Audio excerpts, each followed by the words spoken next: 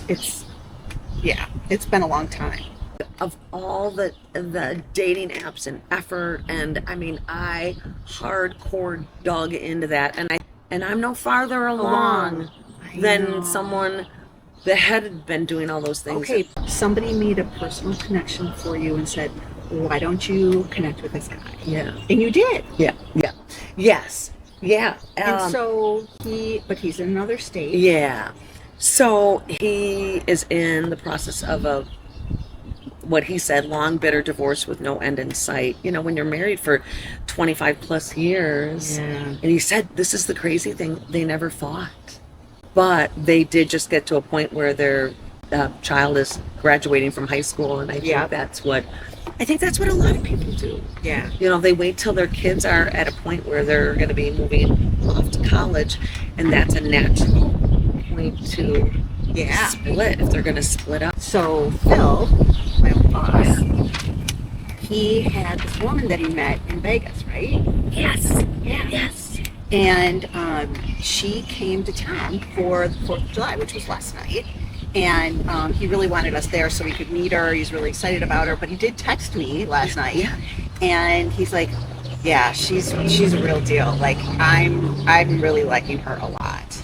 Yes. Which, okay. Yes. Did he have to go share a blackjack table with a woman in Vegas to make a connection? I guess he did. Yeah. You know? You know what? And just being, and props to you, coming full circle on that whole, you have to put yourself out there. So he put himself out there. Look at the example of you when we were at, that event, Summerfest, and there was a guy at a table next to us, and you just introduced yourself, went up, and wow, let's be fair, that was a little bit of liquid courage. But regardless, yeah. And how do you know that Phil didn't have a little bit of that too? Oh, I'm sure he did. Okay, so whatever the catalyst that gets you to make that move, I guess it's just the odds of doing it over and over and over, and then at you some have to point increase your odds of getting there. Yeah, agree. We were at Summerfest with a group of ladies, and there was a man, and I mean, he couldn't have had more of a flashing red light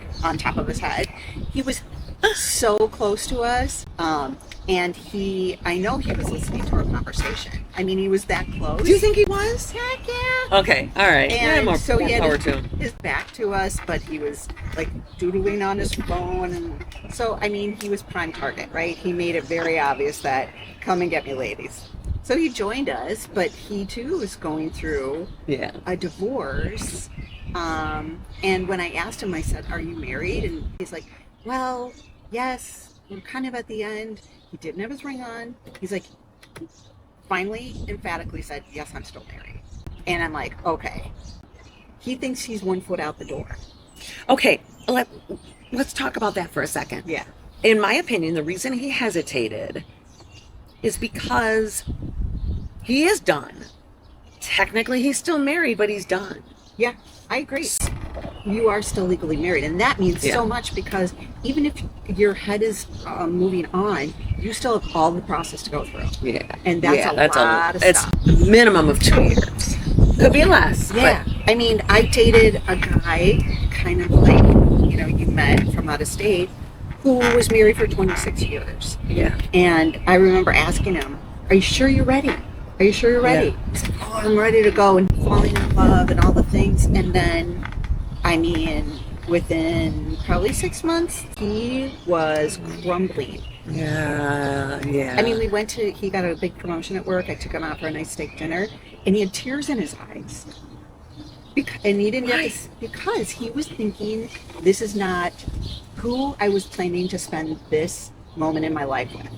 Like, he had, I know, he didn't have to say a thing. He was trying to move on in his head and be present in a relationship. But the reality is, when you're with somebody for 26 years, you don't undo that and find your own way without going through it first. There's this guy that is a friend of my sister's, and his wife passed, which maybe is a little bit different. And he was out dating, like, seriously, like, he had more dates than I had in all of my single life. but now they're getting married, which is really cute, and I'm happy that Yeah. that exists. And it's almost when, I could be wrong, but when a spouse passes away, usually there's a little bit of lead into that. So maybe he had a little bit of time to prepare for the fact that it's permanent. Yeah. You know what I mean? Versus a divorce.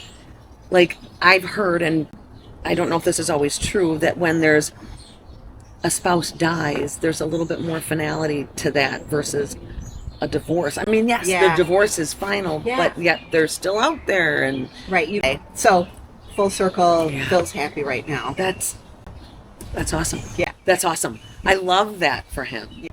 Yeah. So we charge on. Yeah. Oh my God. I'm Do still we ever. hoping that it happens when I least expect it. And it will.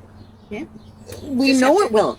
Bring your open heart, right? And we need to keep doing all the right things. Talking to that person that may not have the capability to reach out or say hi. Yeah. I think that part is Yeah. huge Yeah. because it's not happening on the app. Booze, we got the Bouginator, come up. She's like, no, you move and then I'll take She's that thinking, spot. come here. Come on. Oh, you'll go by mom. Sorry. Whatever.